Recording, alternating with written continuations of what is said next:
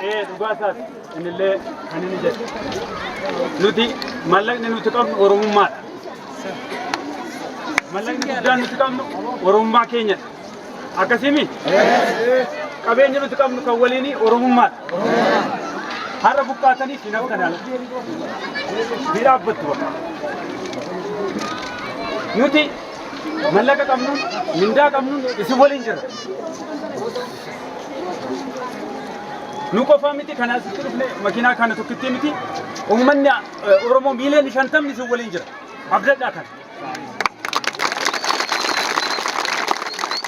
Godina hundarraa illee inni banamne. Harka kennina. Harka kennatullee hin qabdan. Rakkoon kun bakka dhufeen wal barsiisa. Bakka wal barreeyyuu.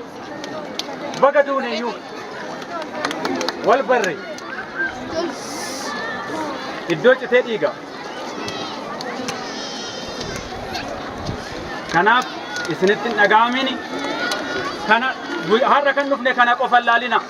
Borullee deebinee dhufna. Otoo nuti uffannu isin hin beeloftan. Otoo nuti nyaannu isin hin beeloftan. Otoo nuti dhaabbannu isin bakka dhaabbattan bakka bultan dhabdan. Oromiyaan bal'oodhaa isin fudhannaa. Sina manne irraa argine amma kana irra dhufneef mallaqa mindaa keenyallee achitti murree akkaawuntitti galchuun salphaadha nuti. Mee uummatuma buqqee kana ijaanaa laallu daa'ima isaa laallu abbaa haadha ijoollee dargaggeeyyii haa laallu jennee dhufne argine amma amanne dubbii. Televezyiiniidhaan kan arginu miti amma kan nuti jennu. Televezyiiniidhaan kan argine isinitti qaaqaa jirru yookaan isinitti dubbataa jirru miti. Ijaan argine kun uummata kana keessallee gara baaleellee deemna. Inillee keenyuma.